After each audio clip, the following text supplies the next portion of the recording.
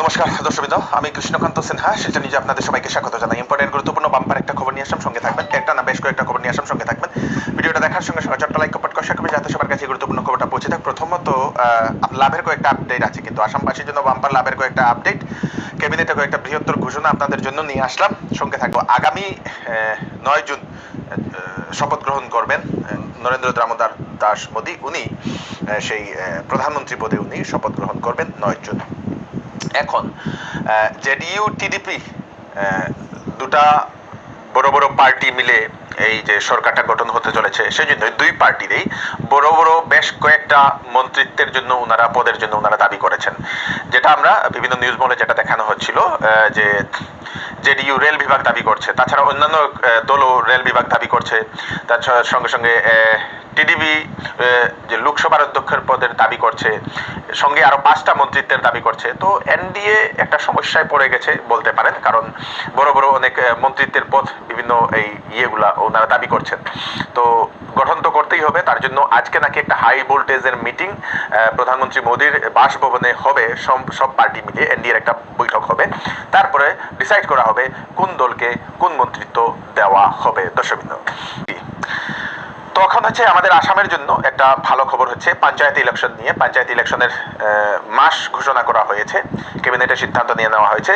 November মাসে সেই পঞ্চায়েত ইলেকশনটা হবে, 2024 ইংরেজি, এইবার নভেম্বর মাসে সেটা হবে। এবং বলে মুখ্যমন্ত্রী বলে দিয়েছেন যে অক্টোবর মাসের আগে সব প্রক্রিয়া শেষ হবে। তাছাড়া এখন ডিলিমিটেশনের পরে এক একটা পঞ্চায়েতের বিভিন্ন ব্লকে চলে গেছে, তো সেটার কাজ সম্পূর্ণ শেষ করা হবে। তার আগেই সম্পূর্ণ শেষ করার পরে নভেম্বর মাসে পঞ্চায়েত ইলেকশন হবে। দর্শকবৃন্দ, তো পঞ্চায়েত ইলেকশনের জন্য আপনারা তৈরি হয়ে যান।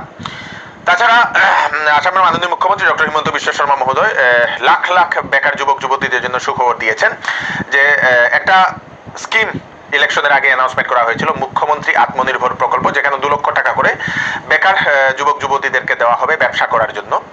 এবং সেটাতে প্রথম যে লিস্ট, সেই লিস্টে 30,000 হিতাধিকারী সিলেকশন হয়েছেন, এবং সেই 30,000 হিতাধিকারীদেরকে সেপ্টেম্বর মাসে 1 লক্ষ টাকার প্রথম কিস্তি দেওয়া হবে 30,000 হিতাধিকারীকে। সেটা মুখ্যমন্ত্রী বলে দিয়েছেন, প্রথম কিস্তি ওনারা পাবেন। সেটাতে 1 লক্ষ তো পাবেন, তারপরে নেক্সট 1 লক্ষ যেটা দেওয়া হবে সেটা সাবসিডি থাকবে, 1 লক্ষ সাবসিডি থাকবে, 1 লক্ষ ইয়ে থাকবে, রিটার্ন করতে লাগবে, সেটা আগেই বলে দেওয়া হয়েছিল। তো যারা যারা নাম সিলেকশন হয়েছেন আপনারা তৈরি হয়ে যান, আপনারা সেপ্টেম্বর মাসে 1 লক্ষ টাকা আপনারা পেতে চলেছেন আপনাদের ব্যবসা বাণিজ্য করার জন্য।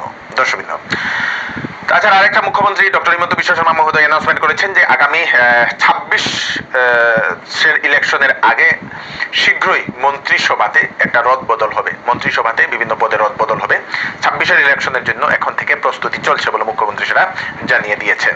তাছাড়া যে সকল ছাত্রীরা হায়ার সেকেন্ডারি পাশ করে যারা ডিগ্রিতে ভর্তি হয়েছেন, মেট্রিক পাশ করে যারা হায়ার সেকেন্ডারিতে ভর্তি হয়েছেন, তাদের জন্য একটা স্কিমের অ্যানাউন্সমেন্ট করেছিলেন মুখ্যমন্ত্রী, সেটা হচ্ছে নিযুত ময়না প্রকল্প।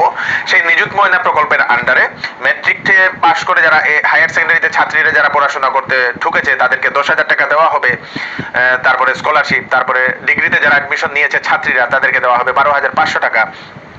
তো সেটার ইয়েটা সেই টাকাটা আগামী 2-3 মাসের ভিতরে দেওয়া হবে, 2 মাসের ভিতরে দেওয়ার প্রচেষ্টা চলছে। কিন্তু সেখানে একটা চিন্তা করা হচ্ছে যে একসঙ্গে দেওয়া হবে না কিস্তিতে, মানে 1,000 টাকা করে মাসে দেওয়া হবে, সেটার জন্য একটা চিন্তা চর্চা করা হচ্ছে।